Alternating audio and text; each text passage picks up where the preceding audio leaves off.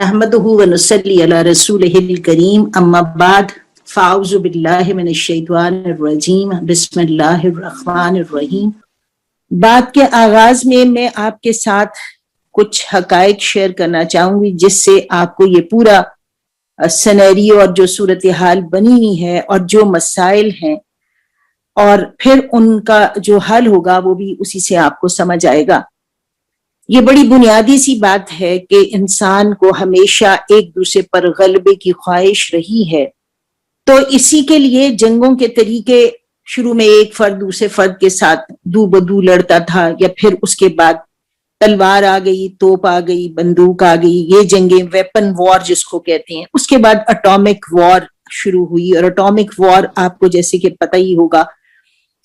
جو ایٹم بام تھا وہ امریکہ نے جاپان کے شہر ہیروشیما اور ناگاساکی پر پھینکا تھا، اور اس کے نتیجے میں جتنے اس جگہ پہ لوگ تھے، عمارتیں تھیں، جو سر و سامان تھا وہ سب دھواں بن گیا تھا، اور وہ انسان، ہڈیاں، گوشت سب کچھ ختم ہو گیا تھا کچھ رقبے کے اندر، اور جو اس کے باہر کا رقبہ تھا اس پر بھی اثرات آئے، اور آج تک ان کی جو جنریشن ہے ان کے اندر جینیٹک ایب نارمیلٹیز جو ہیں وہ موجود ہیں اس ریڈیو ایکٹیویٹی کی وجہ سے جو کہ ان کے جسموں تک پہنچ گئی۔ لیکن ہوا کیا، اس کے اندر انسان بھی ختم ہو گئے اور جو ریسورس تھا، میٹیریل ریسورس تھا وہ بھی ختم ہو گیا۔ تو پھر یہ سوچا گیا کہ کوئی ایسا طریقہ ہونا چاہیے جس کے اندر انسان تو ختم ہو جائیں، کیونکہ وہ ہمارے ساتھ یعنی ہماری راہ میں ریزسٹنس ہیں یا ہماری بات نہیں سنتے یا مانتے، ان کو ختم ہو جانا چاہیے، لیکن جو ان کے وسائل ہیں، جو ان کی دولت ہے، جو ان کی مشینری ہے، جو ان کے کارخانے اور عمارتیں ہیں، وہ سلامت رہنی چاہیے تاکہ وہ وسائل ہم استعمال کر سکیں۔ تو پھر بایولوجیکل وار کہ کوئی ایسا جرثومہ ہو، کوئی ایسا جراثیم ہو جو کہ پھیلا دیا جائے اور اس کے نتیجے میں انسان تو ختم ہو جائے مگر عمارتوں کو اور ان ریسورسز کو کوئی نقصان نہ پہنچے۔ اس کی باز گشت بھی آپ سنتے رہتے ہوں گے کہ بایولوجیکل وار میں کیا کیا کس طرح سے ہوتی ہے، یہ دوسرا طریقہ تھا۔ اچھا، اس کے بعد اس سے بھی آگے چل کے یہ سوچا گیا کہ کوئی ایسی تدبیر ہونی چاہیے کہ یہ تمام انسان بھی موجود رہیں اور ان کے جتنے ان کے پاس وسائل ہیں یہ بھی موجود رہیں، لیکن وہ ہمارے کہنے پہ چلنے لگیں، وہ ہمارے اشاروں کے غلام ہوں۔ ہم جو ان کو کہیں، لیفٹ رائٹ سٹ، کھڑے ہو جو، سٹینڈ، جو بھی ہے، بس وہ ہمارے غلام ہو جائیں، وہ ہمارے آگے ہماری مرضی پہ چلیں۔ تو اس وار کو، اس جنگ کو، یہ جو جنگ جس کے نتیجے میں یہ حاصل ہوتا ہے کہ انسان جو ہوتے ہیں وہ بالکل سلیوز بن جاتے ہیں، وہ اپنے دماغ سے سوچنا چھوڑ دیتے ہیں، جو ان کو کہا جاتا ہے وہی وہ کرتے ہیں، اور ان کے وسائل جو ہیں وہ بھی دشمن کے کام آتے ہیں۔ تو آج کا یہ دور جو ہے یہ کلچرل وار کا دور ہے۔ آپ میں سے کچھ لوگوں نے ضرور تہذیبی جنگ یا کلچرل وار، سیموئل ہنٹنگٹن کی کتاب ہے وہ پڑھی ہوگی، اس کے اندر وہ خود یہ کہتا ہے کہ اس وقت پوری دنیا کی جو تہذیب ہے وہ ایک طرف ہے اور اس کی مد مقابل تہذیب ایک ہے، اور وہ اسلامی تہذیب ہے، اور وہ ہمارا ہدف ہے۔ مغربی تہذیب اب کیا ہے، اس کی بنیادیں کیا ہیں، اس کو بھی سمجھنا ضروری ہے تاکہ ہمیں جو اگلی چیزیں ہیں ان کا اندازہ ہوتا رہے۔ اس کے اندر یہ ہے کہ پہلی چیز جو مرد اور عورت کی مساوات ہے، اور پھر عورت کا معاشی استقلال ہے، اور تیسرا دونوں صنفوں کا آزادانہ اختلاط ہے۔ یہ مغربی تہذیب کی بنیاد ہے۔ اب اس تہذیب کو غالب کرنے کے لیے، اس تہذیب کو پھیلانے کے لیے بہت سارے معاون ادارے جو ہیں وہ بھی قائم کر لیے ہیں، اور وہ بھی اسی ہدف کو حاصل کرنے میں کی طرف پیش رفت اور اس کو فیسیلیٹیٹ کرنے والے ہیں۔ اس ادارے کا نام بھی آپ جانتے ہی ہیں، اقوام متحدہ، جو قوموں کے درمیان ایک پنچایت کا کردار ادا کرنے کے لیے ادارہ بنا 1945 میں، اور اس کے فوراً بعد ہی خواتین کمیشن کا قیام عمل میں آ گیا، اور وہ 1946 میں ہوا۔ اس کو UN commission on status of women بھی لکھتے ہیں ایبریویشن میں، اور اس کے کچھ ہی سالوں کے بعد 1979 میں سیڈا منظور ہوا۔ یہ ایک معاہدہ ہے جو کہ elimination of all types of discrimination against women, ہر قسم کا جو امتیازی سلوک ہے عورت کے ساتھ اس کے خاتمے کے لیے یہ معاہدہ ہوا. اس پر ملک کے بیشتر ممالک جو ہیں وہ سائن کر چکے ہیں. پاکستان بھی اس کا سگنیٹری ہے, اور سگنیٹری ہونے کا مطلب یہ ہے کہ اس معاہدے کے تحت جو چیزیں طے ہوتی ہیں, معاہد ممالک جنہوں نے معاہدے پر دستخط کیے ہیں وہ پابند ہوتے ہیں اس پر عمل کرنے کی. اس کی روشنی میں بیجنگ میں 13 نکات پر مشتمل Beijing plate form of action جو ہے وہ طے ہوا, اور اس کے بعد پھر اسی کو لے کے آگے چلا جا رہا ہے. میلینیم ڈیولپمنٹ گولز, ان 13 کی بجائے 8 گولز کو طے کیا گیا, اور اس کے بعد سسٹینیبل ڈیولپمنٹ گولز ہوئے جو کہ اسی وہی ہیں, لیکن جو ان سب میں مشترک بات ہے وہ یہ ہے کہ جینڈر ایکویلٹی ہونی چاہیے, عورت اور مرد کی مساوات جو ہے اس کو عمل میں لایا جائے. اسی کا ایک اور یہ میں جو اسی سلائیڈ پہ اوپر جو لکھا ہوا ہے اس کے حوالے سے آپ کو بتانے لگی ہوں کہ یہ قاہرہ میں ایک کانفرنس ہوئی تھی 1994 میں, پاپولیشن اینڈ ڈیولپمنٹ ICPD, اور یہاں پہ یہ پلان کیا جا رہا تھا کہ دنیا کے اندر آبادی کو کیسے کم کیا جائے, اور بھی بہت ساری چیزیں ہوئی, لیکن آؤٹ کم ڈاکیومنٹ میں جو ایک بات سامنے آئی وہ یہ تھی کہ جن عورتوں کی جاب ہے اور وہ زیادہ پڑھی لکھی ہیں وہ ان کے بچوں کی تعداد کم ہے, اور وہ پوری پھر کیلکولیشن تھی کہ اگر اتنی عورتیں اتنا پڑھ جاتی ہیں, اتنی جاب کرتی ہیں تو بچے اتنے کم ہو جائیں. تو جو سلوگن بنایا گیا وہ یہ تھا کہ عورت کو اعلیٰ تعلیم دو تاکہ آگے وہ ملازمت کرے گی, بچے خود بخود کم ہوں گے, اور جو آبادی میں کمی کا ہدف ہے وہ حاصل کیا جا سکے گا. اب ہیں کواکب کچھ نظر آتے ہیں کچھ, تو یہ اصلاً اسی ساری تہذیب کو, اسی چیز کو عمل درآمد کرنے کے لیے اور ممکن بنانے کے لیے یہ سب چیزیں جو ہیں یہ ہوتی جا رہی ہیں. اچھا, اس کے ساتھ ایک اور بڑا آج کل آپ بھی سنتے ہوں گے انسانی حقوق کے, تو UN کا ہی ایک چارٹر ہے, بیسک ہیومن رائٹس بھی اس کو کہتے ہیں, ہیومن رائٹس کا بھی وہ چارٹر جو وہاں پہ لکھا ہے اس کے اندر یہ ہے کہ ہر انسان آزاد ہے اور اس کی اپنی مرضی ہے, وہ جیسے چاہے وہ رہے, جو چیز وہ چاہے اپنے لیے پسند کرے. تو اسی کے تحت آج کے بھی جو انسانی حقوق کا سہارا لے کے یا اس کی دلیل پر جو بات کی جاتی ہے وہ یہ کہا جاتا ہے کہ زندگی گزارنے کے لیے ہم جس اپنے زوج کا چناؤ کریں ہم اس میں آزاد ہیں. ہمارا یہ انسانی حق ہے کہ ہم چاہیں تو ایک عورت ہونے کے ناطے ایک مرد کے ساتھ شادی کر لیں, عورت ہیں تو کسی عورت کے ساتھ ہی شادی کر لیں, یا کوئی اور تیسرا جینڈر ہے ہم اس کے ساتھ رہنا شروع کر دیں. یعنی یہ ہمارا حق ہے, انسانی حق ہے کہ ہم جس کے ساتھ چاہیں زندگی گزاریں, یہ ہمارا اپنی باڈی ہے, ہمیں اس پر اختیار ہے. دوسرا صنف کا چناؤ ہے, یہ بھی ایک اسی موومنٹ کی اگلی سٹیج پہ چل کے جو اس پر بات ہو رہی ہے کہ جینڈر سلیکشن جو ہے, میں اپنی صنف مطلب پیدا تو پتہ نہیں میں لڑکی ہوئی ہوں یا لڑکا ہوا ہوں, لیکن اب میں نے یہ سوچا ہے کہ مجھے لڑکی نہیں لڑکا ہونا چاہیے. یعنی مجھے اس کا بھی اختیار ہو کہ میں اگر لڑکا بننا چاہتی ہوں تو میں وہ لڑکا بن جاؤں.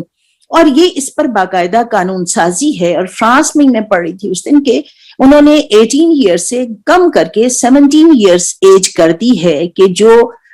کسی بھی شخص کو اختیار ہے کہ وہ اپنا جینڈر جو بھی چوز کرے اس کے مطابق اس کی تھوڑی سی سرجری کر دی جائے اور کچھ ہارمونز دے دی جائیں تاکہ اگر وہ عورت ہے تو وہ مرد کے کچھ کیریکٹرز اس میں آ جائیں. یہ صنف کا چناؤ, اور یہ بھی یہ کہ ہمارا بنیادی حق ہے. اس کے ساتھ اگلی بات جو ہے وہ کردار کا چناؤ ہے. کردار کا چناؤ کا کیا مطلب ہے؟ میرا رول, مطلب میں ماں ہوں یا میں باپ ہوں. اب اگر ماں ہوں تو میں ظاہر اللہ تعالیٰ نے مجھے بنایا اس طرح سے ہے, میرے جسم کو بایولوجیکلی اور ایناٹومیکلی اس طرح کا بنایا ہے کہ ووم جو ہے وہ ماں کے پیٹ میں ہے. لیکن اس کو بھی اب مرد کے پیٹ میں امپلانٹ کر کے مرد کو ماں بنانے کے لیے سائنس کام کر رہی ہے. عورت کو اللہ تعالیٰ نے اس کی جسم کی ساخت اس طرح کی بنائی, سارے ہارمونز اس طرح سے بنائے کہ اس کے سیکنڈری سیکشل کیریکٹرز جب ڈیولپ ہوتے ہیں تو وہ ماں اپنے بچے کو فیڈ کراتی ہے. اب یہی والے ہارمونز دے کے تو مرد جو ہے اس کے یہ سیکنڈری سیکشل کیریکٹرز ڈیولپ کر کے تو ماں جو ہے وہ باپ کہنے کو وہ باپ تھا، اب وہ ماں بن گیا تو وہ اپنے بچے کو فیڈ بھی کرا لے گا. اور اسی کے مطابق جو انگلش کی ڈکشنریز ہے ان کو بھی تبدیل کیا جا رہا ہے. جیسے پہلے یہ تو آپ کو پتا ہوگا کہ ہم مس بولتے تھے، اس سے پتا لگتا تھا کوئی ان میرڈ عورت ہے، پھر مس MRS مسز لکھتے تھے تو اس کا مطلب تھا کسی کی بیوی ہے، پھر MS لکھنا شروع ہوئے کہ نہ پتا لگے کنواری ہے، نہ پتا لگے شادی شدہ ہے. تو اسی طرح کی چیزیں وہاں پہ ویمن کی ڈیفینیشن کیا ہے، پارٹنر کی ڈیفینیشن کیا ہے، وائف کی ڈیفینیشن کیا ہوگی. اور ایسے ہی جیسے بریسٹ ملک ہم کہتے تھے نا، تو بریسٹ ملک کو کہا کہ اب چیسٹ ملک کہا جائے، کیونکہ وہ مرد کی بھی چیسٹ ہے اور عورت کی بھی چیسٹ ہے. بریسٹ تو عورت کے ساتھ مخصوص تھی. ایسے ہی فیڈ بھی نہیں ہوگی بلکہ اس کو کہا جائے گا ہیومن ملک. تو یہ ساری تبدیلیاں اس تہذیبی جو مغرب کی تہذیب ہے اس کی جو بنیادیں ہیں اس کو فلفل کرنے کے لیے اور اس کو ایک غالب تہذیب بنانے کے لیے یہ کی جا رہی ہیں. اس کے جو وہاں پہ بھی نتائج نکلے، اس مغربی تہذیب نے خود جو نتائج بھگتے ان ممالک میں، وہ بھی لمبی لسٹ ہے اور اس کا پورا حوالہ ہے. یہ اسٹیٹسٹکس جو ہیں یہ اوتھینٹک اور پوری ان کی اپنی ریسرچز ہیں. ہم سے تو اتنی ریسرچ ہوتی بھی نہیں ہے. وہاں پہ ٹین ایج پریگننسیز ہیں، شادیاں تو ہوتی نہیں، بچوں کی سیکس ایجوکیشن اسکولوں میں ہوتی ہے، ایک کیوروسٹی بڑھتی ہے اور بچے بہت چھوٹی عمر میں ہی پریگننسیز جو ہیں وہ ہونا شروع ہو جاتی ہیں لڑکیوں میں. ابارشن کو اسی لیے لیگلائز کرنے کی مشکل پڑی کہ یہ تو ایسے ہی آتے جاتے اٹھتے بیٹھتے وہ کوئی کسی کے ساتھ ملتا تو پریگننسی ہو جاتی. پھر شادیاں اول تو ہوتی نہیں، اتنی مشکل ہیں، ان کا ڈائیورس ریٹ بھی بہت زیادہ ہے. پھر وائلنس اگینسٹ ویمن بھی وہاں پہ ہی پہلے سابقہ پیش آیا عورتوں کو، اور سیکشولی ٹرانسمیٹڈ ڈیزیزز کیونکہ بالکل free gender mixing sort of بہت جگہوں پہ ہوتی ہے، تو اس سے وہ ایک کو اگر بیماری ہے تو وہ سب کو بھی لگتی جاتی ہے. اس طرح سے یہ ایڈز بھی یہ والی ڈیزیز بھی پھیلی. اور سنگل پیرنٹ فیملیز آپ بہت ساری جائیں کبھی امریکہ اور UK تو یہاں پہ بھی ہمارے ہاں بھی یہ کچھ نظر آنا شروع ہو گیا کہ مائیں ہیں اور وہ بچے پال رہی ہیں، باپ جو ہے وہ تو چھوڑ کے چلا گیا. اور کہیں تو صورتحال ایسی بھی ہوتی ہے جہاں پہ اس پر کوئی قدغن نہیں ہے، یہ بھی نہیں پتا ہوتا باپ اس کا تھا کون. اور اس کے ساتھ ہی جو ڈپریشن اور سوئسائڈل ٹرینڈز ہیں، اور اس میں مجھے یہ حیرت ہوتی ہے کہ انسان جب وحشی بنتا ہے اس ذیل میں صنف کی سیٹسفیکشن کے لیے، تو پھر وہ حالانکہ سارا وقت میوچل رضامندی کے ساتھ اپنی وہ یہ سیکشل سیٹسفیکشن کر سکتا ہے، لیکن اس میں بھی پھر یہ ریپ اور یہ والی چیزیں جو ہیں ہمیں نظر آتی ہیں. اس کے ساتھ بچہ سب سے زیادہ بے سہارا اور چائلڈ ابیوز جو ہے وہ بھی اسی کے حصے میں آتا ہے. اچھا، جو یہ تہذیبی پھیلاؤ ہے یہ کیسے ہو رہا ہے؟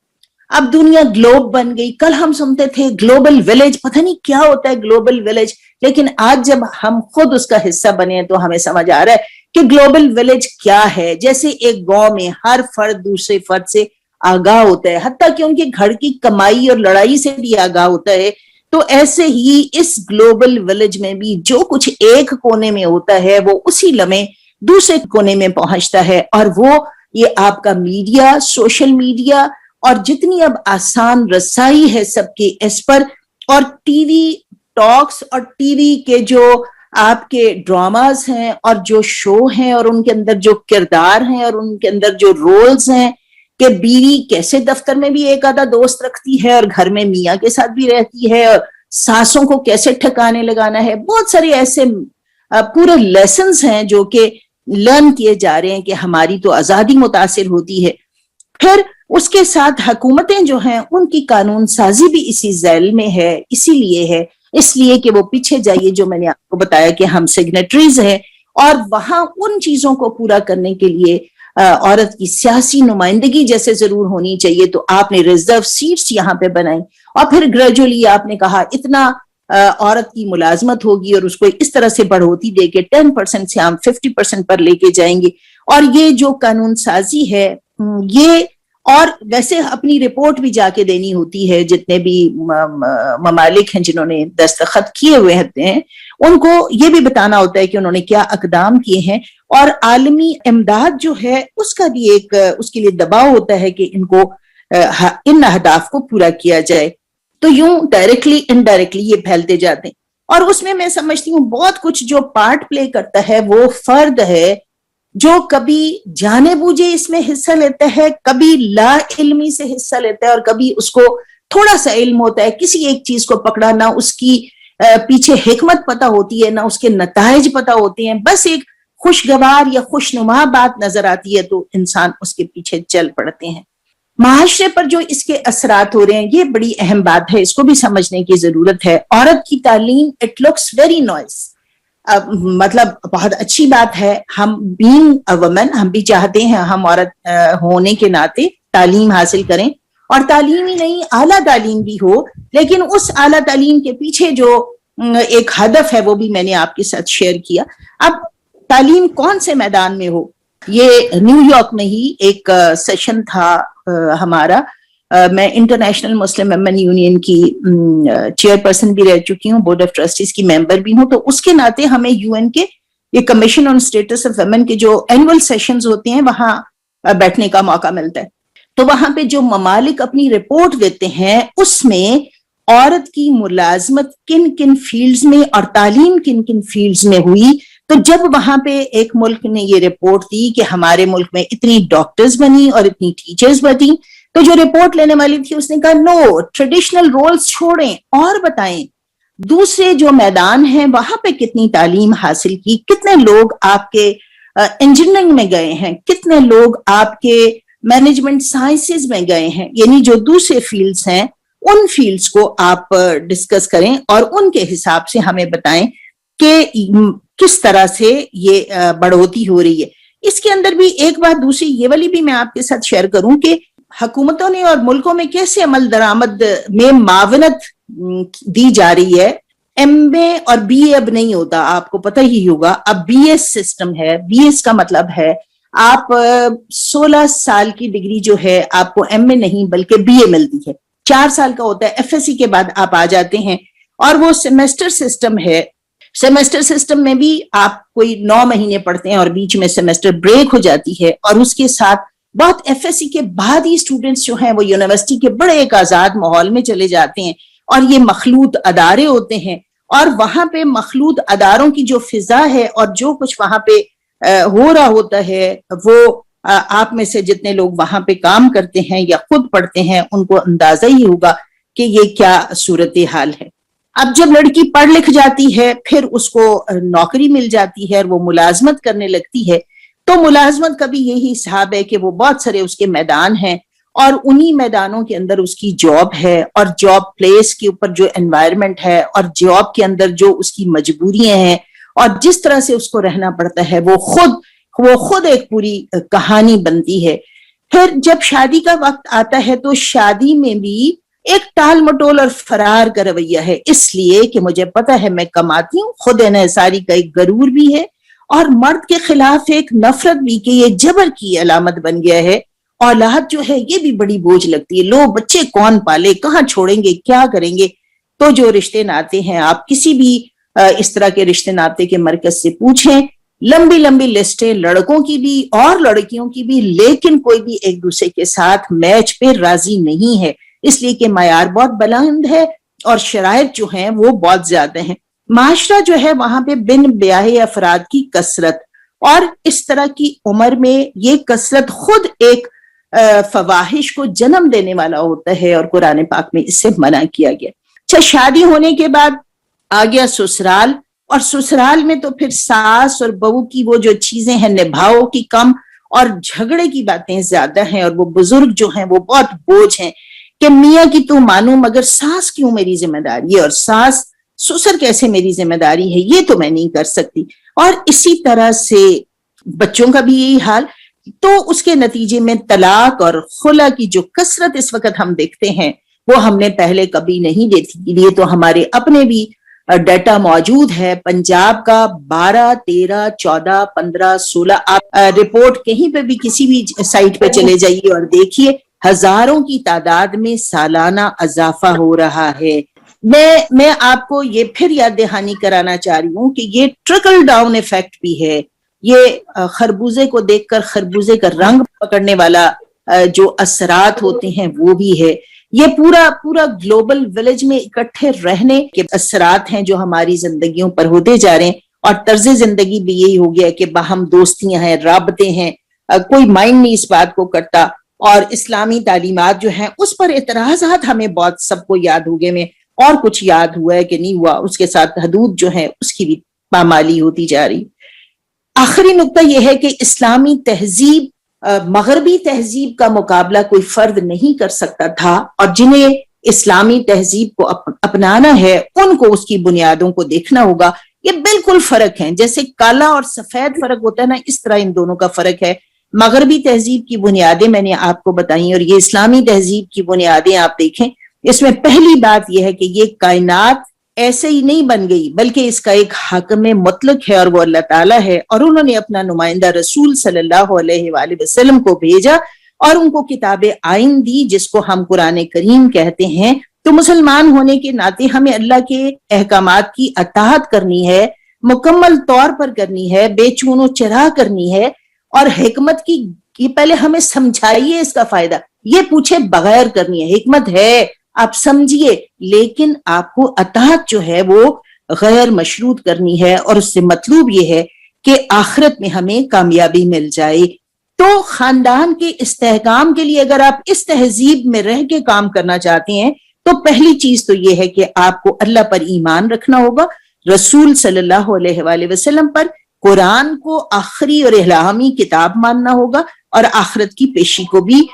یقین رکھنا ہوگا کہ یہ ہونی ہے۔ اخلاقیات میں بھی اچھائی اور برائی کا معیار میرا نہیں ہوگا، جو ادھر ادھر سے میں نے دیکھ لیا وہ نہیں ہوگا، بلکہ جو میری شریعت، میرا دین مجھے کہتا ہے وہ ہوگا۔ اور معاملات میں جو ہمارا فیملی سسٹم ہے اس کے اندر عورت اور مرد کے مابین تعلق کے لیے ہدایات ہیں کہ وہ نکاح ہوگا، رشتہ ناتا ہوگا اور نکاح ہوگا، اور زوجین کے حقوق ہوں گے، پھر اولاد اور اولاد کے بھی حقوق اور فرائض، اسی طرح سے محرم اور نامحرم رشتہ داروں کا معاملہ ہوگا، ان کے ساتھ لین دین اور جس طرح سے بھی رہنا ہے، وہ ساری تفصیلات یہاں پہ موجود ہیں۔